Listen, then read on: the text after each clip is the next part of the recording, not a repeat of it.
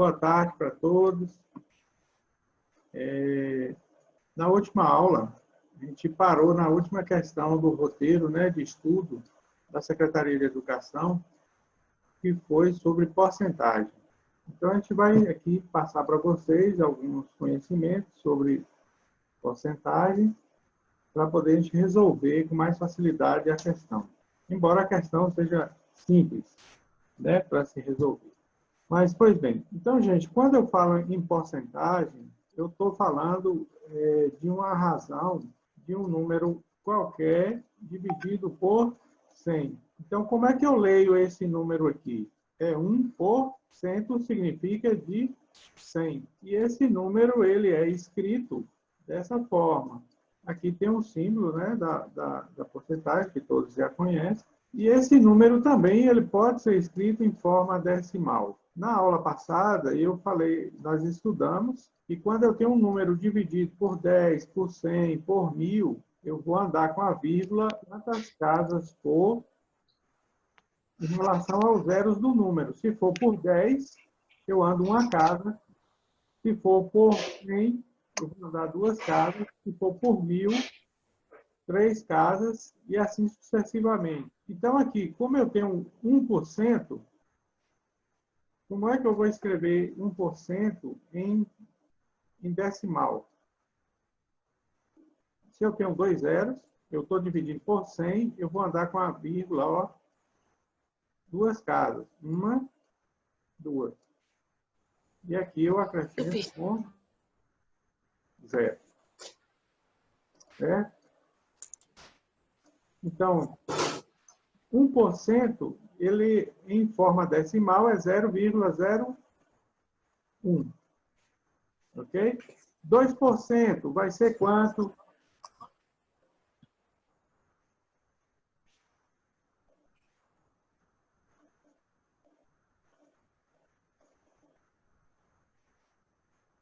Hein, pessoal?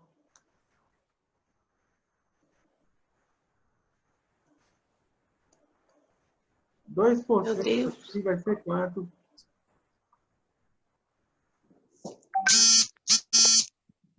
Pode me falar? 0,2. 0,002. Ok? 2%.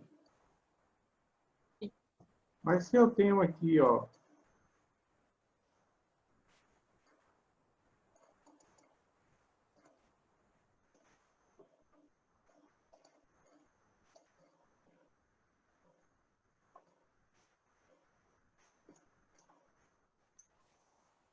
Professor, eu perdi muita coisa enquanto eu não estava aqui na aula? não, a gente está começando agora. Tá bom. Então, ó, 2% vai ser 0,02. Por quê? Porque 2% eu vou dividir 2 por 100. Ok? E assim por diante. Agora, quando eu tenho aqui, ó, 10%, que vai ser 10 por 100, que eu vou escrever em taxa, eu escrevo assim, o número 10 e o símbolo da porcentagem. Agora, você tem 10 aqui, ó.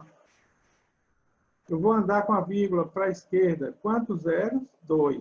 Então, duas casas. 1, 2. Então, minha vírgula vai ficar aqui, ó. Então, 10% vai ser 0,1 ou 0,10. Tanto faz. Ok? 20% em forma de decimal, eu vou escrever 0,2. 30%, 40%, 50%, 66%, 0,66. Aí corresponde ao o número decimal desse percentual aí. Isso vai até 0,9. 0,9 em taxa percentual é quanto? 90%. E 100%?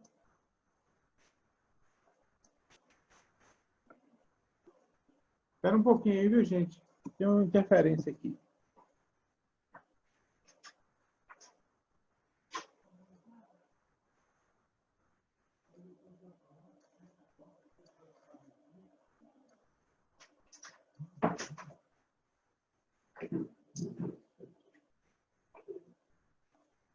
Cem por cento vai ser igual a 1.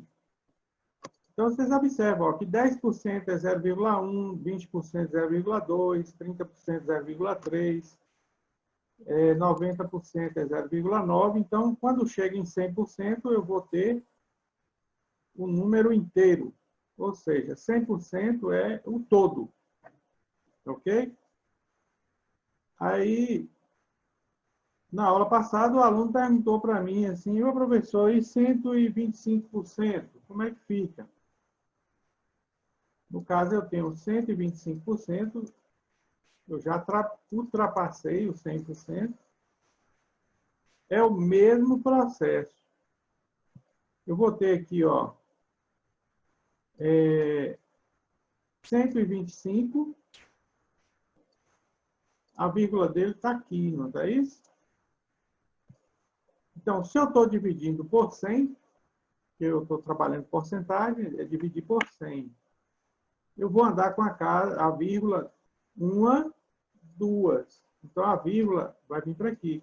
Então, 125% corresponde a 1,25. 180%, qual é o número decimal que corresponde a 180%? Responde para mim.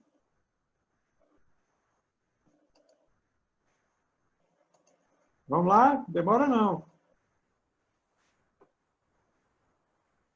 Se eu colocar aqui, ó, 180%, dá quanto em decimal? 1,8. 1,8. Muito bem. E assim sucessivamente. 322% vai ser quanto em decimal?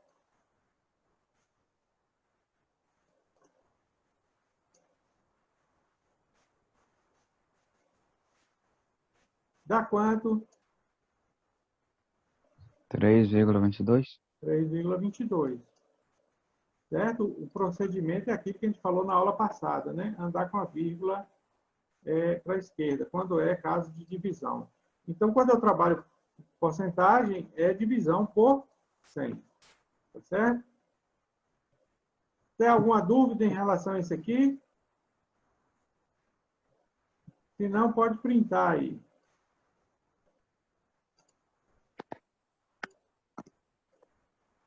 Pode seguir?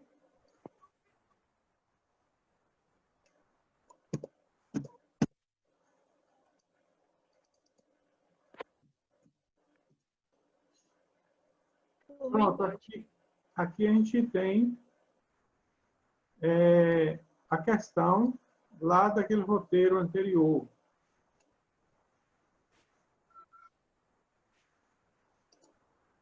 Que fala o seguinte, em uma cidade com 32.600 habitantes, 1% dos habitantes eles são analfabetos. Qual é a quantidade, qual é o número de analfabetos dessa cidade? Letra A, B, C ou D? Baseado no que eu expliquei aqui,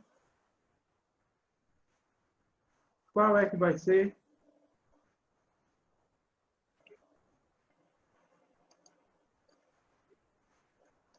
Qual letra? A, B, C, D? Não precisa nem de fazer conta. A. Letra A. Vamos ver por que letra A. Porque, olha, veja bem, eu tenho aqui, ó, 32 32.600. Eu estou querendo calcular 1% desse valor. O que eu vou fazer? Eu vou multiplicar esse 32.600 por 1%.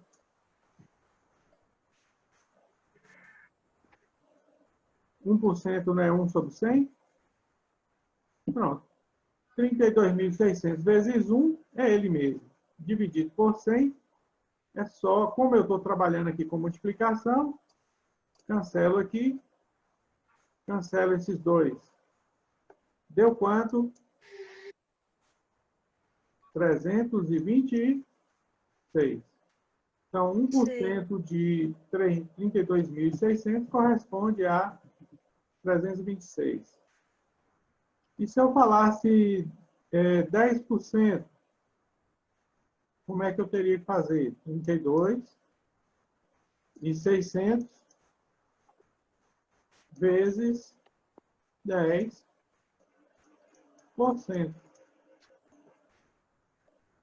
Pronto. Eu corto um zero aqui, um no denominador, no numerador, sobrou aqui, tem aqui também. Eu só posso fazer isso quando eu estiver trabalhando o quê? Multiplicação. Se for adição, subtração, não pode.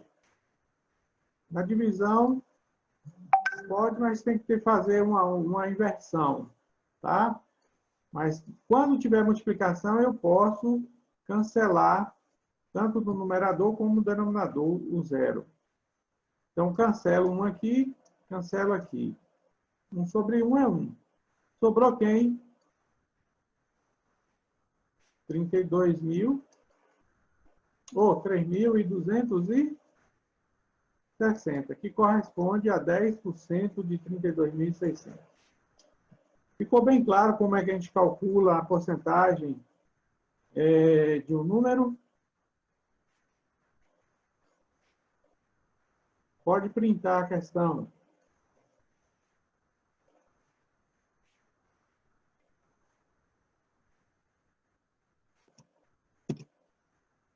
Bem, gente, naquela questão anterior, a gente encerra aquele roteiro anterior, tá? E aqui nós vamos entrar nesse roteiro da semana passada, por conta de que é o assunto da nossa unidade mesmo. A gente já estava trabalhando nas aulas, né, anteriores. Então, veja bem, aqui eu tenho a reta numérica. Essa reta numérica, nós temos aqui números naturais e números inteiros, né? E aí, assim, a origem da reta é aqui no zero. Para a direita, eu tenho a ordem crescente dos números positivos, que são também os números naturais, e eles vão para o infinito. Ok? Nós aprendemos desde lá das primeiras séries, né, da educação fundamental, que os números, eles são infinitos. Não é isso? Então, assim, para a direita aqui, a tendência é para o mais infinito. Para a esquerda, que aí nós já temos os números, nós temos os números inteiros também, que são os números negativos. Aí vai para o menos infinito. Isso aqui é o símbolo do infinito, tá? Eu coloquei mais infinito porque é dos números positivos, menos infinito dos negativos.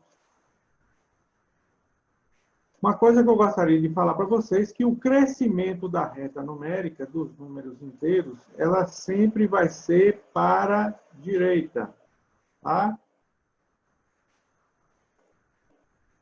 Sempre para a direita. Quem é maior, é o 4 ou 1? É o 4. Quem é maior, é mais 1 ou menos 1? Mais 1. Quem vai ser maior, é menos 1 ou menos 5? Responde aí. -1. Menos 1. Certo? Quando o número é negativo, quanto menor o valor absoluto dele, o que é o valor absoluto? Ó, é esse valor aqui sem sinal. Quanto menor for, ele é maior. Tá? Isso atribui apenas os números negativos. Tá ok? Então, se eu perguntar para vocês aqui, ó, menos 230 é maior ou menor que menos 822? Qual deles é maior?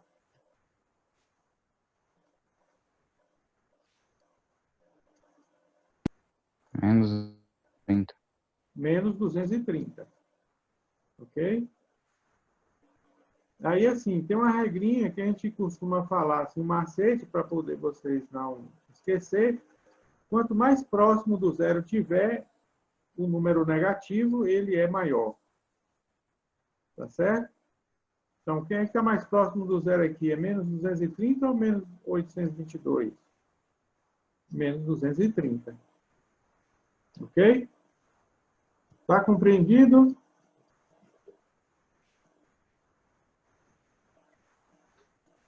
Nós temos aqui, na reta numérica, do 0 até o 1.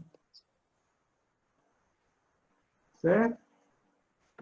Mas eu tenho aqui esse tracinho aqui que não tem número, mas dá para eu descobrir baseado na questão da proporção das retas aqui. Eu dividi esse número aqui, o 1, esse segmento de reta aqui, em quatro partes, né? 1, 2, 3, 4. Essa aqui do meio, eu poderia dizer que esse número do meio aqui seria qual o valor?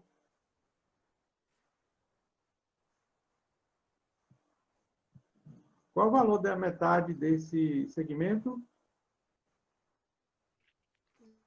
Meio. Isso, 0,5 ou meio. E esse aqui seria quanto? Seria não, será quanto? 0,25. 0,25.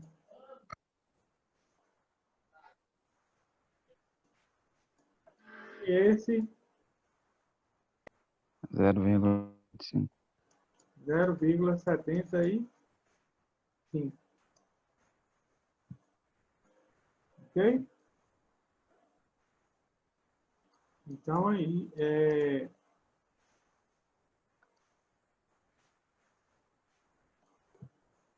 muitas vezes, quando vier na questão, assim, um segmento de reta, muitas vezes não vem os números, mas aí vocês vão verificar a medida de cada um e aí vocês vão descobrir o valor. Tá certo? Pode printar aí.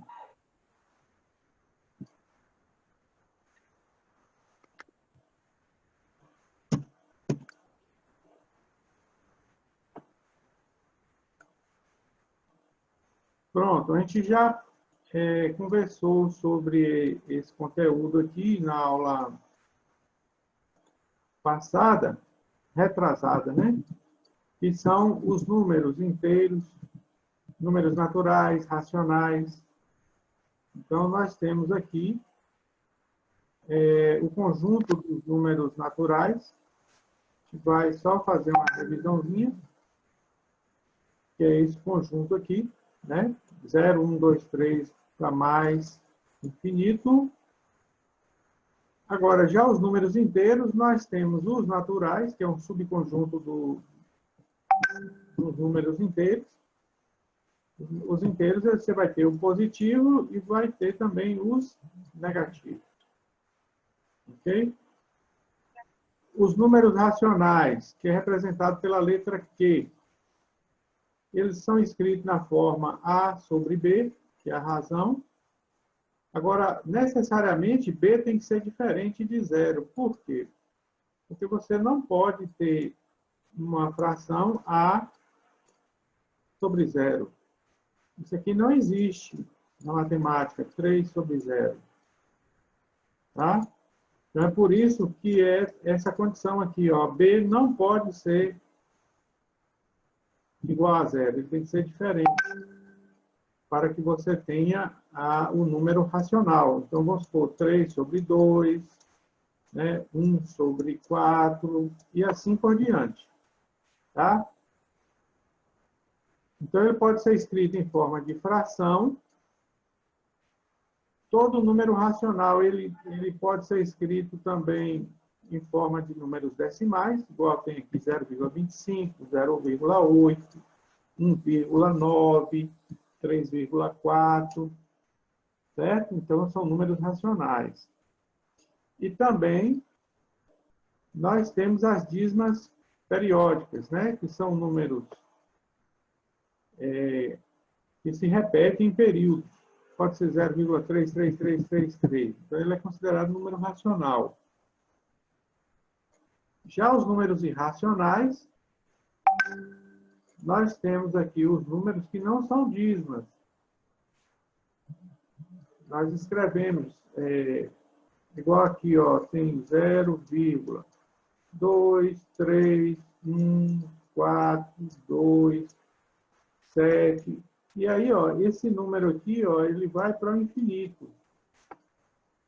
Porém, não existe período que se repete. Os números são todos aleatórios. Então, nessa situação aqui, ele é um número irracional. Tá? Outro exemplo de um número irracional também, nós temos raiz de 2, né? Raiz de 3, raiz quadrada, né? Porque quando você tira a raiz quadrada de 2, vai dar um número parecido. É um número decimal que ele não tem fim, porém, ele não tem períodos também na composição. Então, é por isso que é chamado de números irracionais. E o mais conhecido nosso é esse aqui, né? Que é a letra grega π, que é 3,14, que é a forma mais simplificada dele, mas só que a gente sabe que ele é um número irracional, tá? Normalmente as provas vêm estipulando o valor de π igual a 3,14. Isso tudo para poder simplificar a questão. E o resultado, como ele é um número irracional, ele sempre vai ser um resultado aproximado, ele não vai ser um resultado exato. Ok? Pode printar.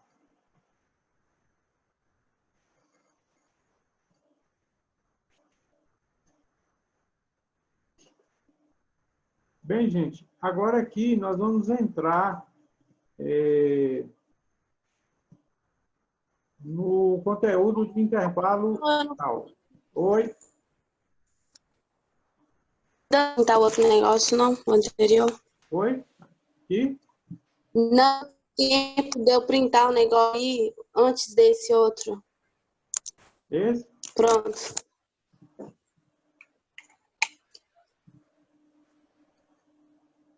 Pronto, professor, pode passar. Uhum. Vocês estão visualizando aqui os intervalos?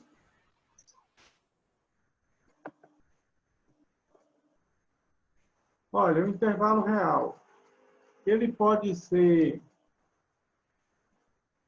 chamado de intervalo aberto ou intervalo fechado. Nesse primeiro exemplo aqui, nós temos os dois intervalos abertos, né? E aí nós temos aqui o segmento de reta AB, e a bolinha aqui da extremidade desse intervalo, ela é aberta, né? Já o intervalo fechado, vocês podem observar que ele está todo pintado, né? Todo preenchido, para dar o sentido de intervalo fechado, diferenciar um do outro. Ok? Então, assim, O intervalo eu posso escrever ele dessa forma aqui, ó, utilizando colchetes. Então, toda vez que o intervalo for aberto, o colchete vai estar virado para o exterior. Tá vendo, ó? Aberto em A, aberto em B. Então, o colchete fica voltado ao exterior. E também pode ser escrito dessa maneira aqui, ó, x pertence ao conjunto dos números reais, que aí vem assim, x pertence a R, que aí está dentro do conjunto dos reais, onde A é menor que X, que é menor que B. Ou seja, X está aqui no centro, ó. Quem é X? É qualquer valor que está aqui, ó, nesse intervalo verde que eu estou rabiscando aqui, ó. Pode ser qualquer valor desse aqui. É um intervalo. Ok? Aí eu vou para facilitar para vocês, eu vou chamar A de 2 e B igual a 6. Certo? Aí eu tenho um intervalo aqui entre eles dois. Um intervalo de 2 até 6. Na questão, fala que o intervalo é aberto. Ok? Qual é a diferença, professor, de aberto e fechado? É o seguinte, na hora de eu escrever o conjunto, quando o intervalo é aberto, as extremidades do intervalo, ele não participa do conjunto. Por exemplo, 2 e 6, ele não participa do conjunto. Então, se eu pegar aqui os números naturais e vou escrever o conjunto desse intervalo com números naturais. O 2, como ele é aberto, ele não participa. Então, vai ser 3, 4, 5. O 6 não participa, porque meu intervalo é aberto. Então, o conjunto é esse, ó, 3, 4, 5. Se eu fosse pegar números decimais, o 2 estava descartado. Aí eu começaria de onde? 2,1, 2,2, 2,3, até chegar a 5,9. Por quê? Porque o 6 ele não participa do intervalo também. Entendeu por que é intervalo aberto? Quando eu explicar o fechado, vocês vão entender melhor. Então, aqui, se eu for escrever em números decimais, eu começaria do 2,1. 2,2 até chegar em 5,9 ou 5,99. Entendeu? Mas o 6, ele não entra aqui nesse conjunto, quando o intervalo é aberto. Vamos agora para o exemplo 2. O intervalo é aberto em A e fechado em B. Vocês observaram o comportamento aqui, ó, do colchete? Ó, quando está aberto, ele está virado para o exterior. Quando ele é fechado, ele fica voltado para o interior do conjunto. Certo? Então, assim, quando o intervalo ele é aberto, eu já falei para vocês que o número não participa do conjunto. Mas, quando ele é fechado, ele vai participar. Então, ó, se eu escrever aqui, usando os números inteiros, o 2, como aqui é aberto, está fora. Então, eu começo do 3. 3, 4, 5 e 6. O 6 entra no conjunto, porque o intervalo aqui é fechado. Ok? se eu fosse fazer em decimal, do mesmo jeito. Eu começaria aqui de 2,1, 2,2, até chegar no 6. Aí, eu parava no 6. Ok? Gente, olha, o intervalo é justamente isso. É para você identificar um pedaço de uma reta, que nós vamos aprender lá em geometria, que é um segmento de reta, ok? Que vai definir o início e o fim de um conjunto, tá certo? Então, nesse conjunto aqui, ele inicia no 2, termina no 6. Então, esse é o intervalo real. Agora, vamos pegar outro exemplo. Fechado em A e aberto em B. É o contrário desse aqui. Como é que vai ser esse conjunto? Se o A é 2, o B é 6, está fechado em 2, então o 2 vai participar do conjunto. Então vai ser 2, 3, 4, 5 e o 6 está fora. Ok? O exemplo 4. Como é que eu vou escrever? Todos dois fechados. Então pronto. Eu começo no 2, 3, 4, 5 e 6. Ficou bem claro para vocês? Sim ou não?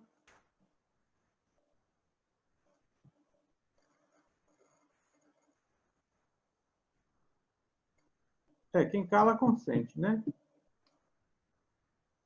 Vamos adiante. Olha, esse aqui já é diferente, olha.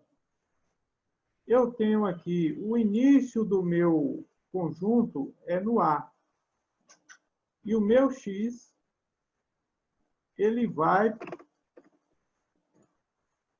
para o infinito, ó. Ok?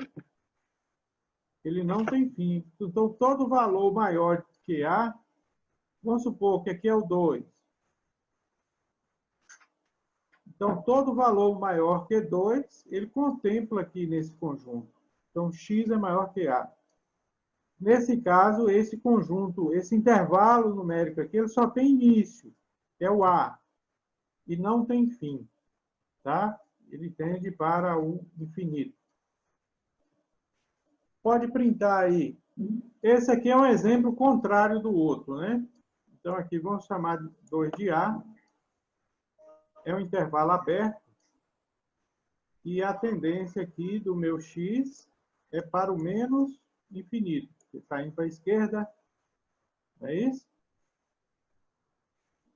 Então, nunca esqueça, olha, toda vez que o intervalo estiver aberto, o número da extremidade ele não participa do conjunto.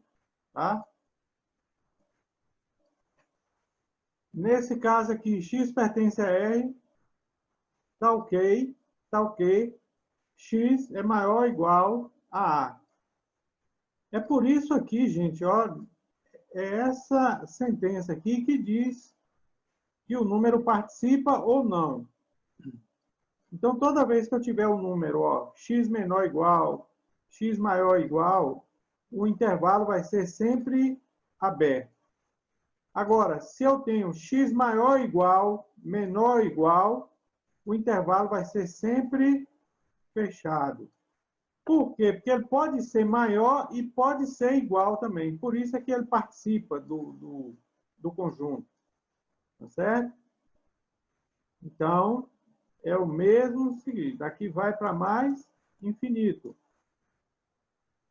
Esse aqui, menos infinito. A única diferença deles é porque eles têm um intervalo aberto e um intervalo fechado. Vamos supor que eu vou dar um exemplo aqui desse conjunto. Aí eu vou escrever. Se ele é menor que 2, o 2 está fora. Então, vai ser o 1, vai ser o 0, vai ser o -1, vai ser o -2, e assim por diante. Para menos infinito. Certo? É porque, como eu escrevi para a direita, mas não, toma cuidado, é menos infinito, porque eu estou caminhando aqui, ó, para a esquerda. Nesse caso aqui, o A, ele é maior ou igual a... O X é maior ou igual a A. Então, vou chamar o A de 2. Então, o meu conjunto aqui vai ser... O 2, ele participa porque ele é conjunto fechado, então vai ser 2, 3, 4, 5, até o mais infinito. Ok? Pronto, meus queridos. Esse aqui é o conteúdo de intervalo numérico, tá? E aí nós vamos ter os exercícios para vocês fixarem melhor esse conteúdo. Pode printar aí. Nesse roteiro da semana passada, de matemática, apareceu aqui, ó, o índice de massa corporal, que é chamado de IMC. Isso aqui é uma medida internacional usada para saber se a pessoa está no peso ideal ou não, certo? E aí, assim, eles chegaram à conclusão e tiraram essa fórmula. É você pegar a massa sua em quilograma e pegar a sua altura, vamos supor, a sua medida é 1,72. Aí você multiplica, por exemplo, 1,72 vezes 1,72. Vamos supor aqui que você tenha 86 quilos. Aí você vai multiplicar esse vezes esse, achar o resultado. Depois faz a divisão, 86 pelo resultado aqui. Então, aqui vai dar 86 dividido por 1,72 ao quadrado, que corresponde, ó, a 2,9584. Aí eu faço a divisão, olha, 86 dividido por 2,9584, o NIMC, calculado aqui, vai corresponder a 29,069. E assim por diante. Nós vamos ter aí uma tabela para poder identificar. Então, nessa situação aqui, ó, 29,069, vai estar em que situação da tabela? Olha, vai estar nesse intervalo aqui, né? Ou seja, pela tabela, a pessoa vai estar sendo considerada com sobrepeso. E acima de 29,9, acima de 30, a pessoa já chega no grau de obesidade 1. De 35 a 40, obesidade grau 2, que já é severa. E acima de 40, obesidade mórbida. Então, assim, vocês observam que aqui, ó, tem um intervalo, né? Todos eles aqui é um intervalo. Inicia e termina. Ok? Ou seja, tem o início e o fim. Então, aqueles números que entrar dentro desse intervalo aqui vai estar considerado na faixa correspondente. Tá certo? Pode printar aí. Pronto, gente. Ó, lá no roteiro de matemática, vocês vão ter essas questões aqui, ó. Qual o IMC de uma pessoa com 78 quilos e 1,60 m de altura? Aí, o que você vai fazer? 78 dividido 1,6 vezes 1,6. Que vai dar 30,47. Eu expliquei para vocês nas aulas anteriores como você faz o arredondamento, não foi? Então, assim, quando você tem um número grande decimal, você pega as duas últimas casas. Se o número for maior que 5, você arredonda um para o antecessor. Se for menor que 5, você conserva. Tá certo? Então, a pessoa aqui está com 30,47. Ela vai estar em que faixa? Vai estar também no obesidade grau 1. Então, utilizando o IMC, qual a classificação do grau da obesidade? Então, aqui é obesidade 1. Represente a classificação dessa pessoa na forma de intervalo.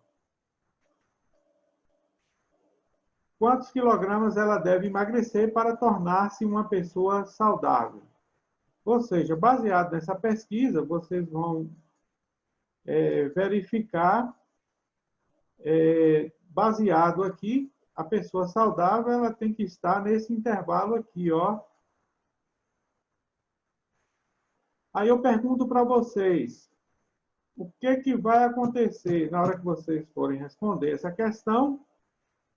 Você vai ter que diminuir a altura da pessoa ou é a massa corporal para chegar num indicador saudável? A massa corporal. Isso. A gente vai diminuir a massa corporal. Certo? Que a altura, isso aí é impossível, né? Então, aí fica como tarefa de casa para vocês responderem, tá certo? Tem outra aqui também. Vocês vão fazer uma enquete com 5 pessoas e preenchem a tabela. Certo? Aí vocês podem fazer entre vocês mesmos ou com as pessoas da casa, da família. Tá certo? E fazer a classificação. Você vai calcular o IMC e dar a classificação. No roteiro também tem mais 4 questões lá. E aí tem como vocês responderem. É tudo sobre esse artigo de hoje. Pronto. Então, valeu. Tchau. Valeu. Tchau para vocês. Tudo de bom. Bom estudo. Tchau. Aí, se eu marcar nova aula, eu jogo no grupo, tá certo? Tá bom.